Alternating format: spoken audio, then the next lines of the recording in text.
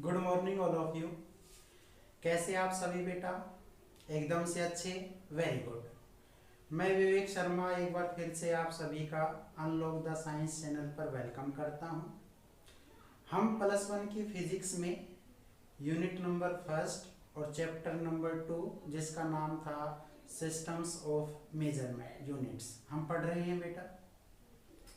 इसके अंदर हमने ये देखा है कि एक जो ऑर्गेनाइजेशन है या एजेंसी है जिसका नाम था general conference of weights and measures, वो क्या करती है, वो कुछ ऐसी क्वांटिटीज को एक यूनिट असाइन करती है, स्टैंडर्ड जिसको आप बोल सकते हैं, जो ऑल ओवर वर्ल्ड के अंदर जो है बेटा जानी गई। और जब ऑल ओवर के अंदर जानी गई तो इसी का नाम है स्टैंडर्ड इंटरनेशनल, या आप बोल सकते हैं इंटरनेशनल सिस्टम। तो हमने लास्ट जो लेक्चर है उसमें ये बात की कि भाई 7 जो क्वांटिटीज हैं वो आपकी क्या है, बेसिक और फंडामेंटल। और बेटा 2 क्वांटिटीज ऐसी थी जिसको सप्लीमेंट्री क्वांटिटीज के नाम से जाना गया।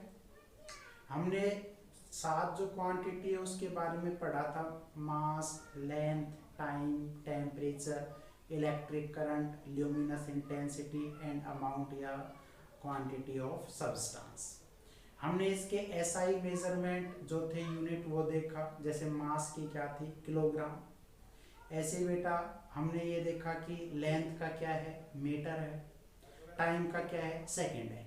तो आज उसी जो कमेटी या ऑर्गेनाइजेशन थी, है ना, वेट्स एंड मेजर्स के हिसाब से वो क्या प्रॉपर डेफिनेशन देती है इन चीज़ों की, आज हम वो डिस्कस करेंगे। तो चलिए अपना वीडियो हम स्टार्ट करते हैं और पढ़ते हैं। जैसे हमने कहा कि मास है, और मास की जो यूनिट है, और कौन सी यूनिट, आप कहेंगे sir SI. What is the full form of SI? तो आप बोल सकते हैं इंटरनेशनल सिस्टम, इंटरनेशनल सिस्टम, या आप इसको क्या बोल सकते हैं, आप बोल सकते हैं इसको स्टैंडर्ड इंटरनेशनल, स्टैंडर्ड इंटरनेशनल। ये बेटा एक ऐसा सिस्टम या एक ऐसा हम बोलते अरेंजमेंट है यूनिटों का जो ऑल ओवर वर्ल्ड में एक कॉमन नेम से जाना गया। ठीक है, तो हम इसको एसआई बोल रहे हैं। तो एसआई में जो फिजिकल क्वांटिटी या बेसिक क्वांटिटी थी वो 7 थी, उन्हीं में से एक नाम आता है मास। और मास की जो एसआई यूनिट है बेटा उसको आपने क्या बोला था, किलोग्राम, केजी। ओके, तो अब देखते हैं कि केजी को किस तरह से हम डिफाइन कर सकते हैं। तो ध्यान से देखिए, पिछले लेक्चर में मैंने आपको बताया कि एक ऑर्गेनाइजेशन जिसका नाम था general conference of weights and major,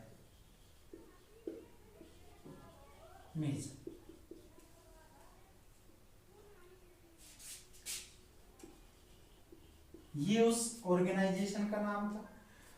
वो क्या करती है, और ये बेटा मैंने आपको बताया था कि ये आपका नियर पेरिस, और कहाँ के अंदर है, तो आप कहेंगे सर फ्रांस या फ्रांस के अंदर है, नियर पेरिस, पेरिस के पास। तो वहां पर क्या है, एक प्लेटिनम इरिडियम से बनी हुई कोई एलॉय है, और उस एलॉय का नाम है बेटा एक cylinder, cylinder. General conference of weights and measures जो कि फ्रांस के अंदर है, वहां पर प्लेटिनम और इरिडियम का बना हुआ एक सिलेंडर है, या हम उसको एलॉय बोल सकते हैं। और उसका जो वेट है,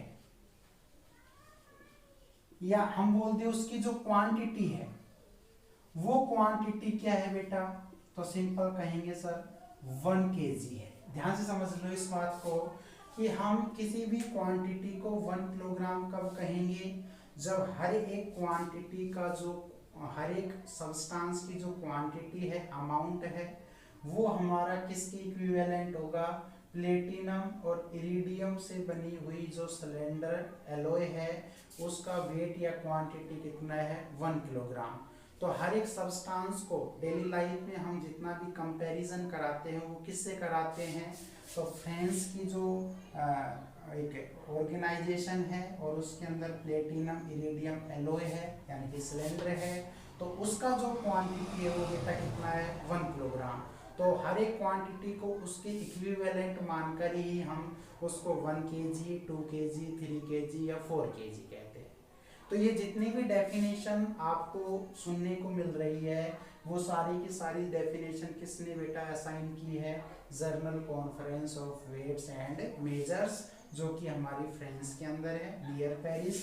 वहां पर उसने प्लेटिनम और इरिडियम से बना हुआ एक सिलेंडर है और उस सिलेंडर की जो क्वांटिटी है वो कितनी है 1 kg है। तो आप ये बात ध्यान रखेंगे कि 1 kg को अगर डिफाइन करना हो तो डिफाइन 1 kg, तो आपका आंसर क्या होगा, द अमाउंट ऑफ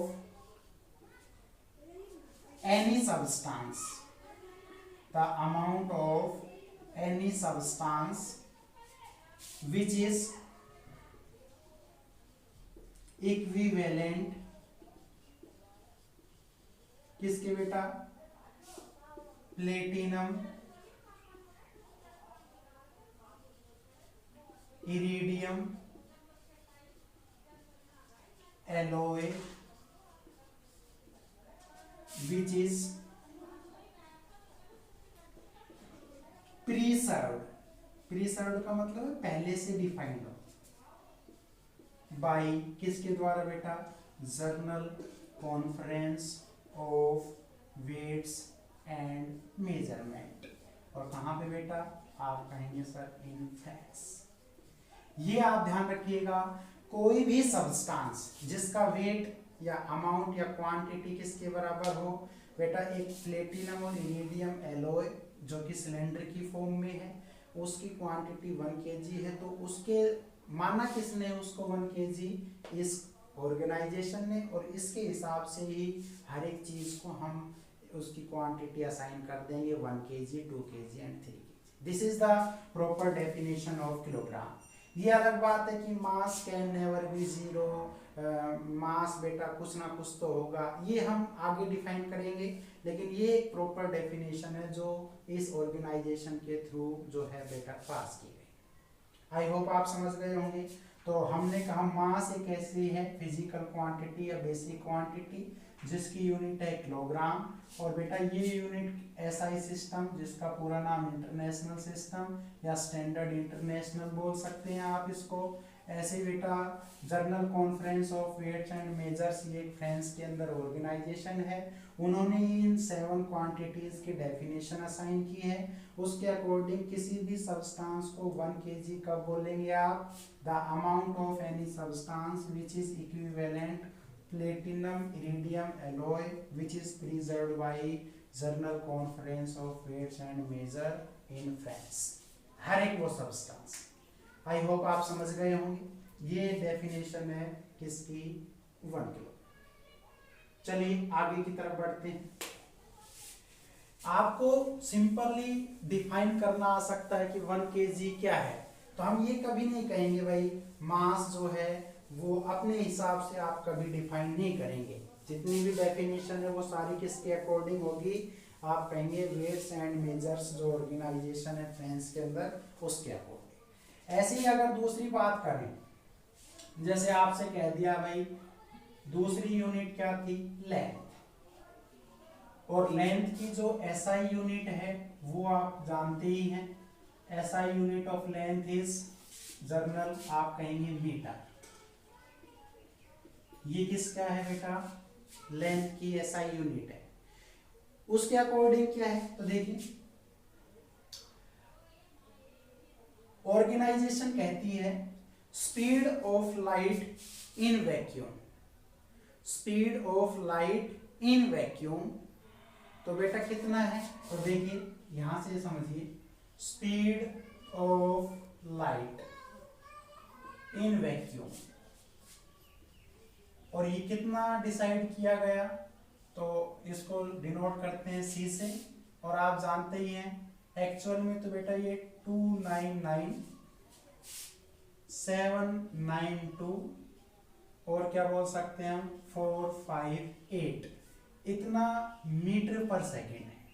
एक्चुअल में speed of light in vacuum कितना होता है 299,792,458 मीटर पर सेकेंड, लेकिन ये नियरली बेटा कितना इक्वल हो जाता है, तो हम इसको 99 यानी कि 3 इंटू, अब देखिएगा 3 6 और 2 8, तो हम इसको लगभग कितना लिख देते हैं 3 इंटू 10 की पावर 8 मीटर पर सेकेंड, और आप चाहें तो इसी को बेटा 3 लाख किलोमीटर पर सेकेंड, यानी कि एक सेकंड के अंदर जो speed of light in vacuum है वो बेटा 3 लाख किलोमीटर होती है।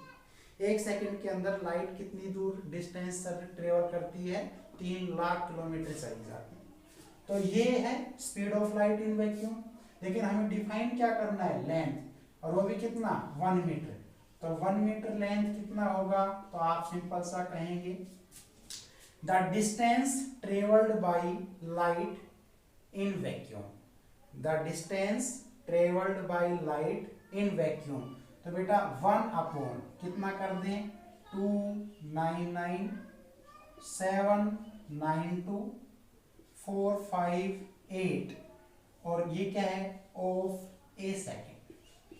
एक सेकेंड में इतना ड्यूरेशन, एक सेकेंड का भी बेटा इतना पार्ट जो है उसके अंदर लाइट कितना दूर जा सकती है वो हमारा कितना होगा 1 मीटर, यानी कि एक सेकंड के इतने वे भाग, इतने वे पार्ट के अंदर लाइट जहां तक पहुंच पाएगी वो हमारी किसके इक्विवेलेंट होगा 1 मीटर के अकॉर्डिंग होगा। This is the proper definition which is given by general conference of weights and measure in France. ये बात ध्यान रखिएगा, 1 मीटर को अगर डिफाइन करना है तो सिंपल सा क्या कहेंगे the path covered by light in vacuum in duration of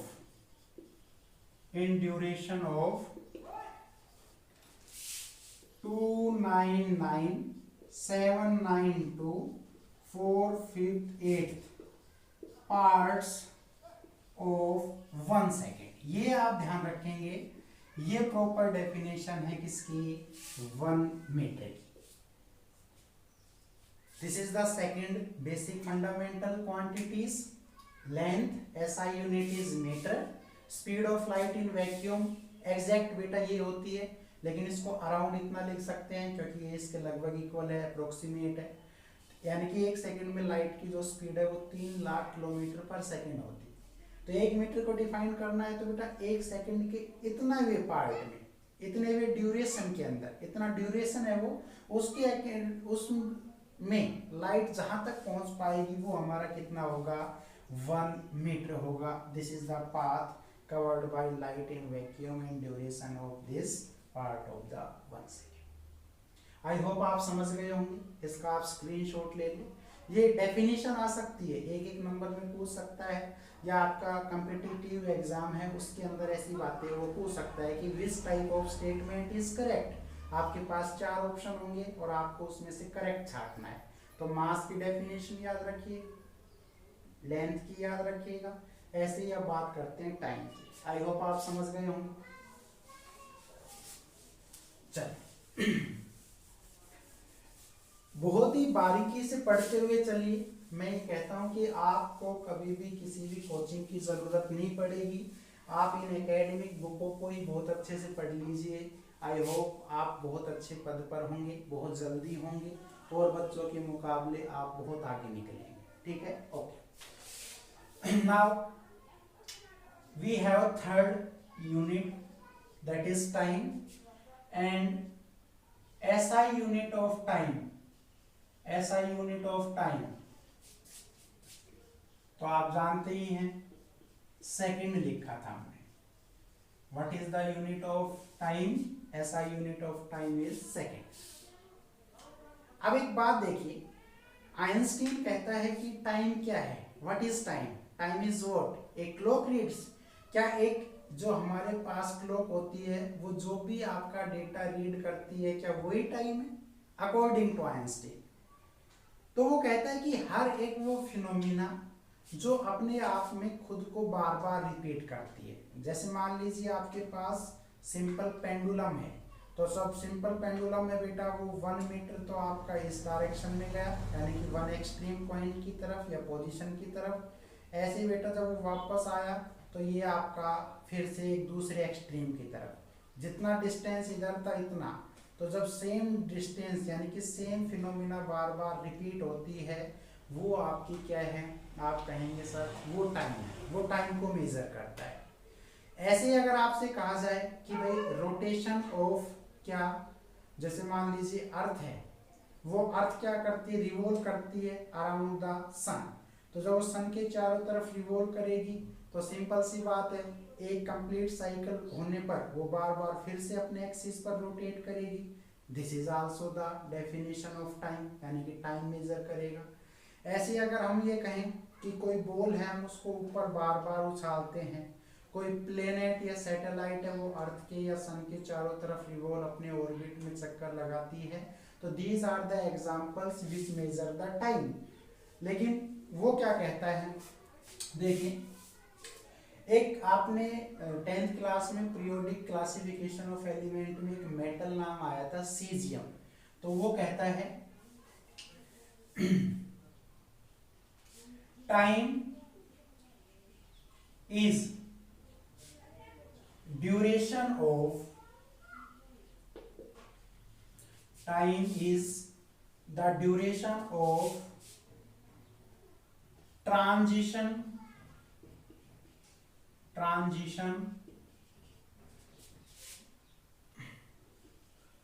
hyperfine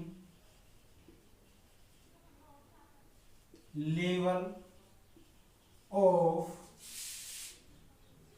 cesium 33 atoms. This is the duration of, क्या बेटा एक वैल्यू है जिसको आप क्या लिख सकते हैं, this is the duration of 9192, okay. उसके बाद है बेटा कितना 631, after that 770। Time is the duration of 912 631 770 transition hyper level of cesium 33 atom of ground state। ये बात आप ध्यान रखिएगा। अब इसका मतलब समझ ले,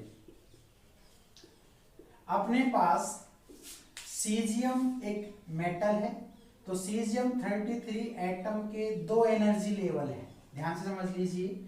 ये आपका कोई सीजियम 33 एटम है, उसके बेटा दो एनर्जी लेवल है, ये फर्स्ट एनर्जी लेवल, ऐसे ही आप कहेंगे this is second energy level, okay.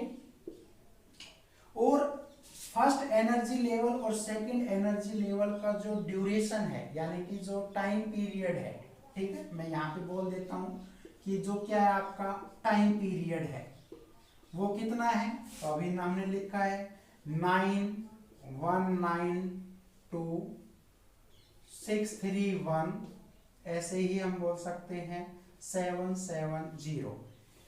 तो इतना फर्स्ट एनर्जी लेवल और सेकंड एनर्जी लेवल, तो बेटा ये आपका क्या है, hyper fine level of energy level है, किसके, सीजियम 33 के। तो इन दोनों का जो गैप है या जो ड्यूरेशन है वो इतना है, और इतने को ही हम क्या बोल सकते हैं कि वो हमारा किसके इक्विवेलेंट होगा, 1 सेकेंड के इक्विवेलेंट। तो what is the definition of time, yeah, this what is the definition of 1 second? 1 second is the time, 1 second is the duration of 9192631770 time periods या duration transition hyperfine level of caesium 33 atoms of ground state. Caesium 33 atoms के ground level पर दो energy level है, ये first है ये second है। इनके बीच का जो ड्यूरेशन है बेटा वो इतना है, और इतने को ही क्या बोला गया है कि this is the equivalent of 1 second. यही हमारा किसके इक्विवेलेंट है? 1 सेकेंड के equivalent. This is the proper definition of 1 second. ये जितनी भी डेफिनेशन है सारी उस कॉन्फ्रेंस वेट्स एंड मेजर के हिसाब से ही दी जा रही है, और यही करेक्ट है बेटा, इसी को ही सारे ऑल ओवर वर्ल्ड में सही माना गया है। आई होप आप समझ गए होंगे what is the proper definition of 1 second. 1 second is the duration, और उसके बाद ये लिखिए। नेक्स्ट इज टाइम हो गया। अगली अगर देखी जाए तो ऐसे ही हम बात कर लें कि जैसे टाइम के बाद आता है टेम्परेचर, और टेम्परेचर का जो एसआई यूनिट है वो क्या होगा? तो सिंपल सी बात है, आप क्या बोलेंगे? Kelvin. What is the unit of temperature, या what is the SI unit of temperature? That is kelvin. तो क्वेश्चन आ गया, डिफाइन 1 केल्विन। तो देखिए उसी ऑर्गेनाइजेशन के थ्रू इसकी क्या डेफिनेशन? वी हैव, अपने पास क्या है? वाटर है, और वाटर की बेटा 3 स्टेट हो सकती है। सॉलिड हो सकता है वो, लिक्विड हो सकता है, और गैस हो सकता है।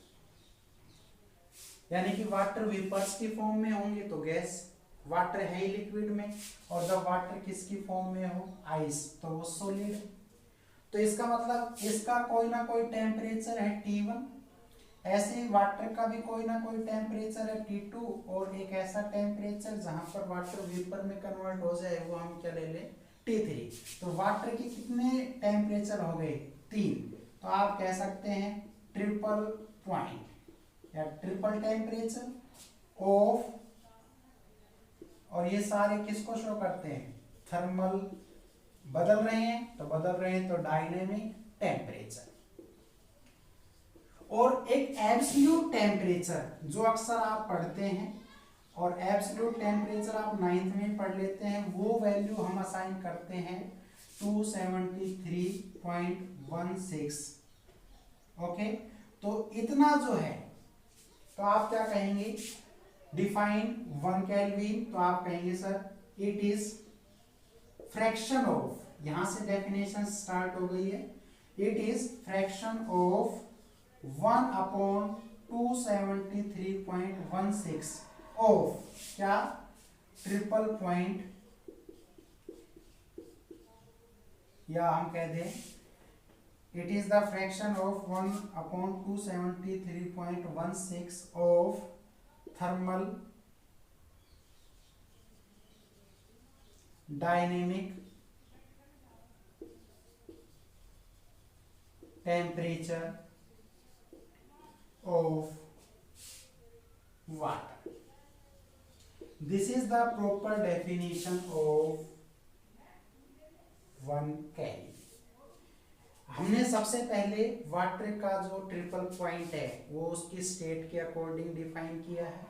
सॉलिड, लिक्विड और गैस है, तीनों के टेम्परेचर अलग अलग हैं, वेरी करते हैं इसलिए डायनेमिक वर्ड आया है। टेम्परेचर के लिए थर्मल वर्ड आया है। या मैं ये कह दूं कि what is the definition of 1 kelvin? तो एब्सोल्यूट जो टेम्परेचर उसकी वैल्यू होती है 273.16। तो ये फ्रैक्शन है किसका? The triple point of thermal dynamic temperature of water. This is the appropriate definition of the 1 kelvin. ये आप डेफिनेशन याद रखिएगा, अक्सर राइज होती है, थोड़ा सा मुश्किल है लेकिन डेफिनेशन है, एक दो लाइन की, वो आप पढ़ सकते हैं। टेम्परेचर हो गया, चलो नेक्स्ट बात करते हैं हम।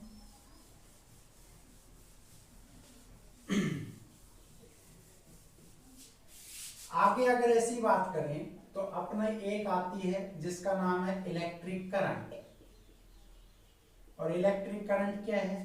तो आप कहेंगे सर इलेक्ट्रिक करंट की जो एसआई यूनिट है वो क्या होती है?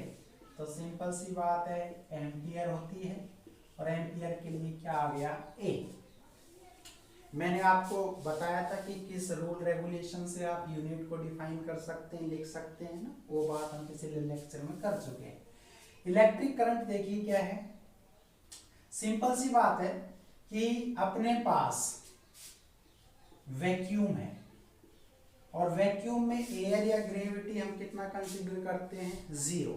इट मींस जो वैक्यूम है, ध्यान से समझिएगा, इस वैक्यूम के अंदर हम दो कंडक्टर लेते हैं, ये ले लिया, both conductor are parallel to each other. तो मैं इसको कंडक्टर C1 और इसको मैं कंडक्टर C2 नाम दे देता हूं।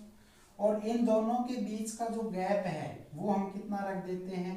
आप कहेंगे 1 मीटर। इन दोनों की जो लेंथ है, ध्यान रखिएगा, लेंथ चाहे कंडक्टर फर्स्ट की हो तो वो हम हमेशा कितना मान के चलेंगे? इनफाइनाइट। इसकी भी लेंथ आप कितनी मान के चलेंगे? तो आप कहेंगे सर इनफाइनाइट।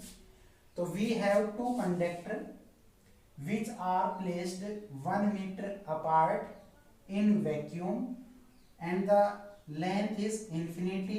और बेटा इनके जो एरिया ऑफ क्रॉस सेक्शन, अगर इस छोटे से पार्ट की बात की जाए इसकी, तो ये हम क्या कहेंगे? Negligible. Negligible cross section of area, cross section of area. चाहे इस पार्ट की बात कर ले आप, this is also, so this is the negligible cross section area। तो अब हमने क्या किया है? हमने ये कहा है कि इलेक्ट्रिक करंट क्या है? इलेक्ट्रिक करंट जैसे ही इन कंडक्टर से पास होगा जिसकी लेंथ इनफाइनाइट है और एरिया ऑफ क्रॉस सेक्शन क्या है? नेग्लिजिबल है, तो इन दोनों के बीच में एक फोर्स एक्सपीरियंस होगा और उस फोर्स की जो वैल्यू है वो बेटा कितना हो? 2 × 10 की पावर -7। और ये क्या होती है फोर्स की यूनिट? आप कहेंगे सिंपल न्यूटन। फिर से बात समझ लीजिए। अब आप इसको क्या कर सकते हैं? What is the electric current? Electric current is the constant, है ना, या हम कह दें क्या? Take two conductor in vacuum, place 1 meter apart,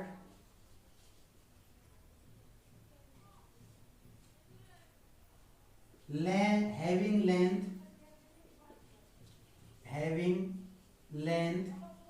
infinite and और क्या बेटा? Negligible cross section area.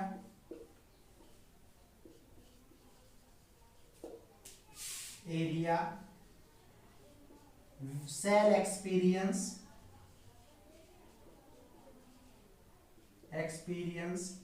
ए फोर्स, और उस फोर्स की वैल्यू 2 × 10 की power -7 newton between them। This is the proper definition of 1 ampere current। This is the definition of 1 ampere current। हमने क्या किया है? दो कंडक्टर लिए हैं, दोनों कंडक्टर को पैरेलल रखा है, इन दोनों के बीच की जो डिस्टेंस है वो 1 मीटर है, इनकी जो दोनों की लेंथ है वो इनफाइनाइट है, एरिया है इनका नेग्लिजिबल। तो अब जैसे इसमें से करंट पास होगा तो इन दोनों के बीच में कितने फोर्स? 2 × 10 की पावर -7 न्यूटन अगर एक्सपीरियंस होता है तो इन दोनों के अंदर फ्लो होने वाली जो करंट की वैल्यू है वो कितनी होगी? 1 ampere. This is the proper definition of 1 ampere current. ठीक है, विच इज गिवन बाय, जो किसके द्वारा दी गई है? General conference of weights and measures which are situated in the near Paris France. तो कितनी क्वांटिटी हो गई? 5 क्वांटिटी की डेफिनेशन हम पढ़ चुके, 6 क्वांटिटी को हम डिफाइन करते हैं। चलिए आगे।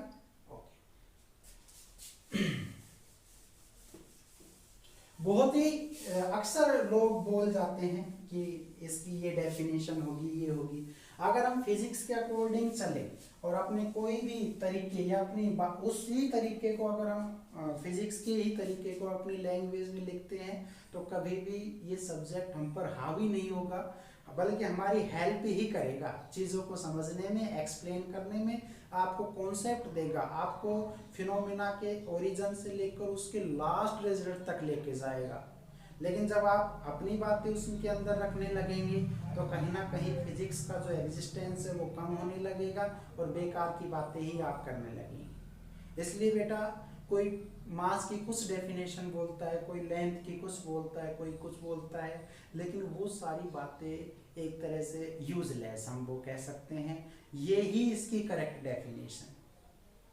और अगर आपको करेक्ट पढ़ना है तो सबसे पहले आपको खुद में चेंज लाना होगा, अपने बातों को पढ़ने के तरीकों में चेंज लाना होगा। आइडियोलॉजी आपकी ऐसी हो कि आपका अगर ध्यान जाए तो इन डेफिनेशन पर जाए जो इतनी बड़ी ऑर्गेनाइजेशन ने डिसाइड की गई है। अक्सर हम लोग मिस कर देते हैं इन बातों को और ये ही धीरे धीरे हमें बहुत ज़्यादा आगे चल के प्रॉब्लम क्रिएट करेंगी, चीज़ों को रिजल्ट में आपको गड़बड़ कर सकते हैं। खैर चलिए बेटा, the next is luminous intensity।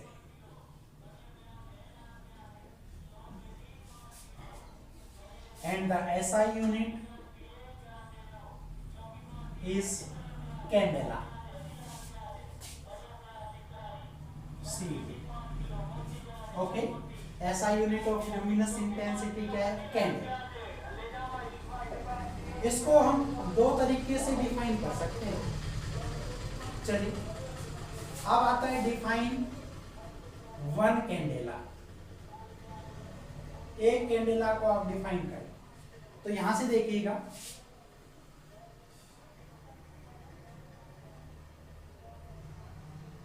अपने पास प्लेटिनम से बनी कोई ब्लैक बॉडी है और उस बॉडी का जो फ्रीजिंग पॉइंट है वो डिसाइड किया गया है बेटा 2042 केल्विन। ये फ्रीजिंग पॉइंट है temperature.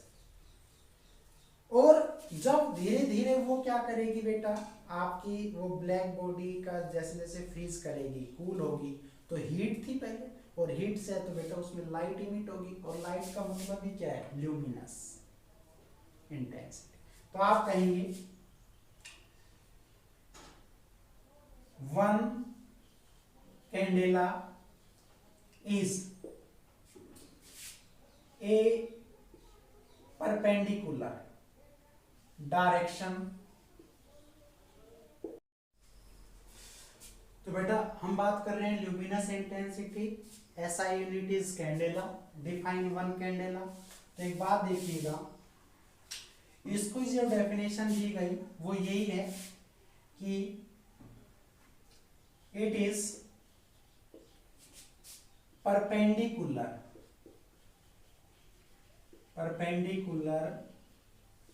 direction of 1/60,000 square meter of area is covered by light, is covered by light by या at freezing point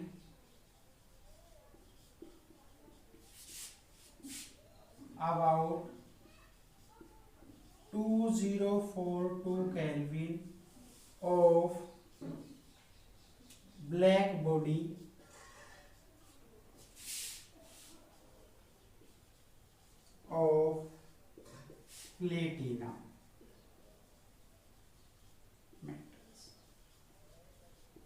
ध्यान से समझिए कि कह रहे कि प्लेटिनम मेटल से बनी कोई बॉडी है जिसको हमने 2042 केल्विन पर उसको फ्रीज किया, तो फ्रीज करने से जो रेडिएशन इमिट होती है वो रेडिएशन कितना स्क्वायर मीटर एरिया कवर करती है, 1/60,000 स्क्वायर मीटर एरिया कवर करती है। तो उसकी वजह से जो वहाँ पर ब्राइटनेस आती है उस ब्राइटनेस को ही हम क्या बोलते हैं, 1 कैंडेला। फिर से बात समझ लीजिए, प्लेटिनम एक मेटल है, उससे हमारा कोई ब्लैक बॉडी फॉर्म में है तो हम उसको धीरे धीरे ठंडा फ्रीज करने की कोशिश कर रहे हैं। तो पहले जब वो हीट थी, गर्म थी, तो उसमें से रेडिएशन बाहर निकल रही थी और वो रेडिएशन कितना एरिया कवर कर रही थी, 1/60,000 स्क्वायर मीटर एरिया कवर कर रही थी। तो उतने एरिया के अंदर जो इंटेंसिटी बनी वो कितनी बनी, 1 कैंडेला। ऐसे ही अगर बात की जाए तो एक आपकी last quantity amount of substance, तो what is the SI unit, SI unit of amount of substance is mole. आप इसको सिंपल मोल, यहां से भी क्वेश्चन बनता है क्या कि डिफाइन 1 मोल, एक मोल को आप कैसे डिफाइन करें। तो इसका भी सिंपल सा जवाब है, अमाउंट ऑफ सब्सटेंस, यानी कि हम ये बोलते हैं कि कोई भी अपने पास मैटर या सब्सटेंस है तो उसके कोई ना कोई एलिमेंट्री पार्टिकल होते हैं, जैसे कि प्रोटॉन, इलेक्ट्रॉन, न्यूट्रॉन, है ना, ऐसे एटम, मॉलिक्यूल्स, न्यूक्लियस, और कितने क्वांटिटी में हो, 0.01 kg। और इसको हमने कंपैरिजन करवाया है आइसोटोप्स ऑफ कार्बन 12 एटम। तो आइसोटोप्स ऑफ कार्बन 12 एटम में यही जो स्मॉल एंटिटीज होती है, इन सबको ऐड करने के बाद जब हमने उसका मेजरमेंट किया तो उसकी वैल्यू कितनी आई, 1 मोल। तो हम इसको एक प्रॉपर तरीके से लिख देते हैं, क्या, the amount in which small entities like atoms, molecules,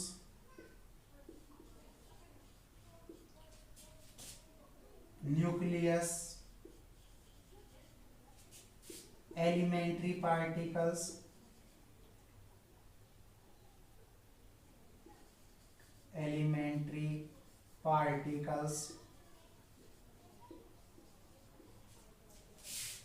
are considered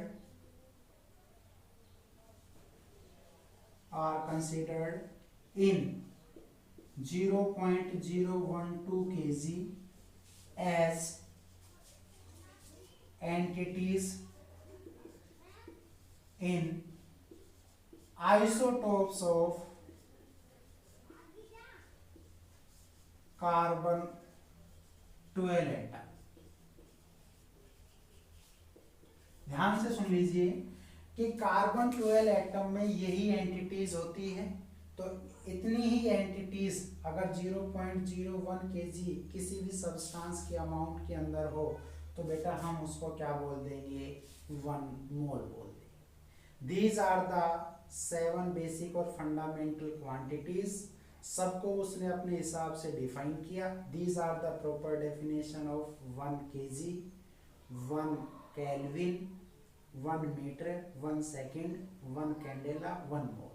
तो आपको ये सारी बातें, ये सारी डेफिनेशन करेक्ट एग्जैक्ट वे में हो, आप इसको लिखकर याद कर सकते हैं। पढ़ना आपकी जिम्मेदारी है बेटा, लेकिन आप पढ़ेंगे तो कुछ भी मुश्किल नहीं है, कुछ भी इम्पॉसिबल नहीं है, आप इजीली इसको पढ़ लेंगे।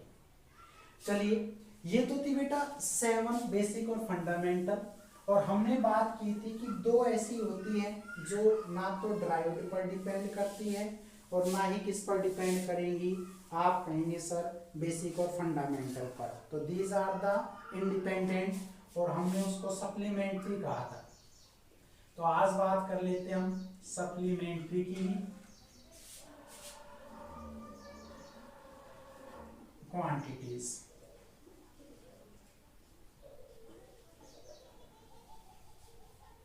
We have only two supplementary quantities. First one is plane angle and second is solid angle. Okay, what is the plane angle? तो आप कहेंगे sir SI unit of plane angle. तो what is the SI unit of plane angle? आप कहेंगे sir is radian.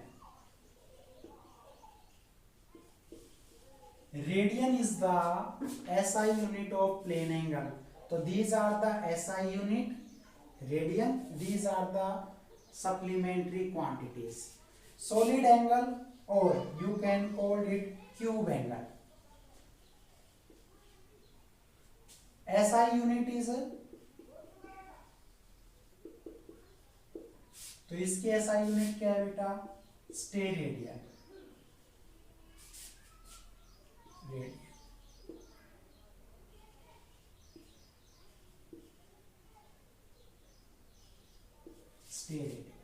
STD भी बोल सकते। तो ध्यान से सुन लो, we have two supplementary quantities, plane angle and the SI unit of plane angle is the radian. यहाँ पे एंगल वर्ड आ रहा है और एंगल को हम किस में मेजर करेंगे? रेडियन के अंदर ही मेजर करेंगे। अब डिफाइन आ जाता है कि डिफाइन 1 रेडियन, डिफाइन 1 रेडियन। तो हमने इसको क्या कहा है? Plane angle. ठीक है, तो एक काम करते हैं, हम इसको डिफाइन करने की कोशिश करते हैं। It is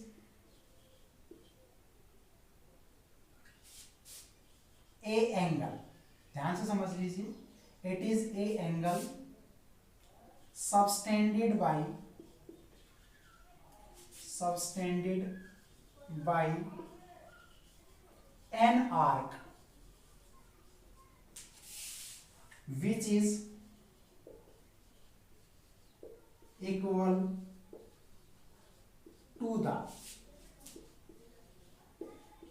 radius of circle in center। आराम से सोचिएगा बेटा, कह रहा है कि 1 रेडियन को डिफाइन करें तो एक सर्कल लेंगे हम, उस सर्कल के सेंटर से हम एक रेडियस ड्रा करेंगे और उस रेडियस के इक्वल ही हम क्या लेंगे? एक आर्क लेंगे और उस आर्क के द्वारा और उस रेडियस के द्वारा जो एंगल बनेगा eight the centre of the circle वो हमारा किसके बराबर होगा? 1 रेडियन। हम इसी बात को डिफाइन करने की कोशिश करते हैं। यहाँ पे देखिए, suppose that this is the centre, इसको हमने क्या मान लिया बेटा?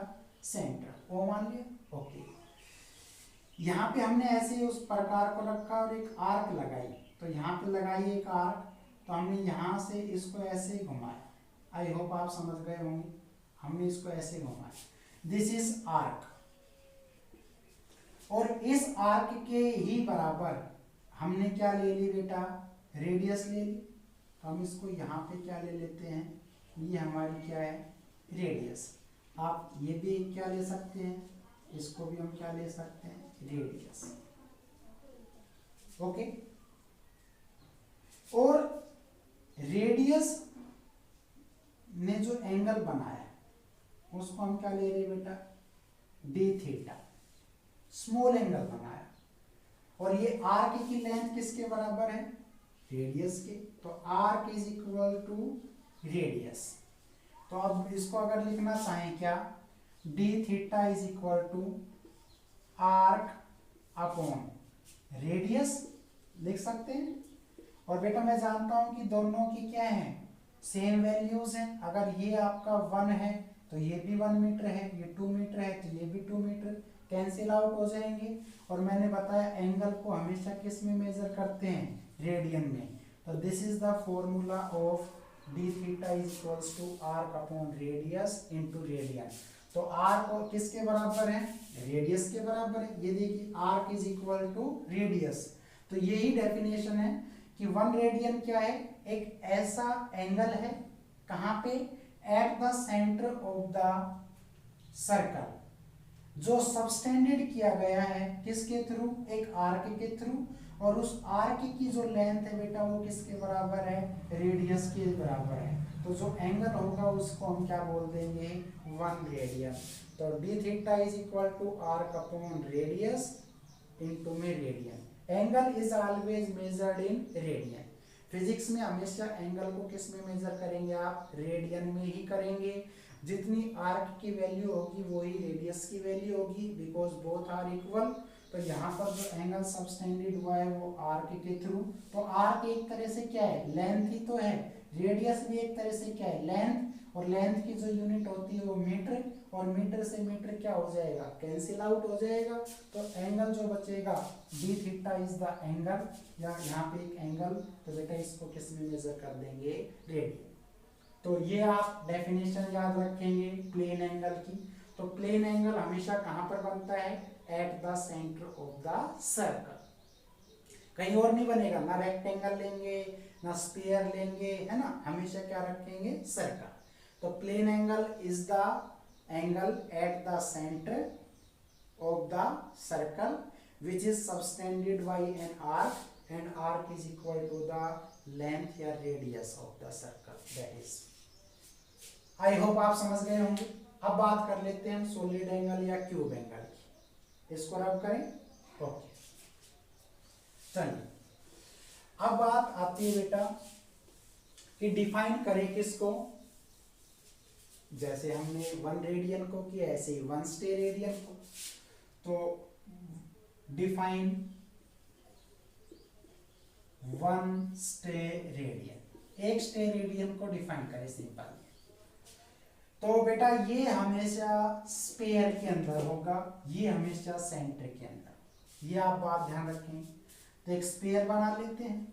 मान लीजिए ये अपने पास कोई एंगल है, वो सेंटर हो गया। तो स्पेयर का सेंटर फिर से क्या मान लिया हमने, ओ। यहां पर हमने एक ऐसे ही रेडियस ले ली, ऐसे ही बेटा यहां पर भी एक रेडियस, और ऐसे ही आपने यहां पर भी एक रेडियस, ये आपने आर्क ली, ऐसे ही ये। तो बेटा ये आपका क्या आया, D A. D A is the area, D A is the area. तो अगर मैं ये कहूं कि ये क्या है, रेडियस ही तो है सर, और रेडियस का हमेशा, तो आप अब ये देखिए, आप कहेंगे इट इज द एंगल, ये प्रॉपर डेफिनेशन लिख रहे हैं हम, सबटेंडेड बाई, सबटेंडेड बाई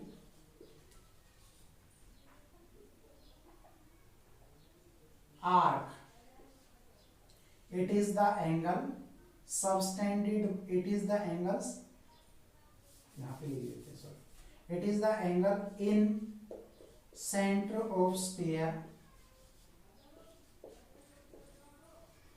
या मैं ये कह दूं बेटा in space.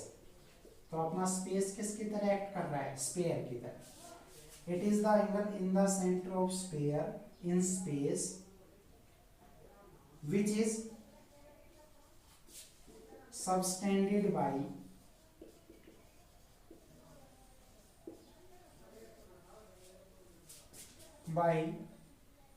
area dA to square of the radius, square of the radius। तो हम इसको क्या लिख सकते हैं, आप इसको लिख सकते हैं डी ओमेगा, ओमेगा। तो बेटा ये जो एंगल आपका, इसको हम किससे डिनोट कर रहे हैं, डी ओमेगा से। और डी ओमेगा क्या हो जाएगा, this is the angle subtended by the area D A and the square of the radius, that is the R square. और बेटा इसको हम किस में मेजर करेंगे, stay radian. This is the proper definition of 1 stay radian.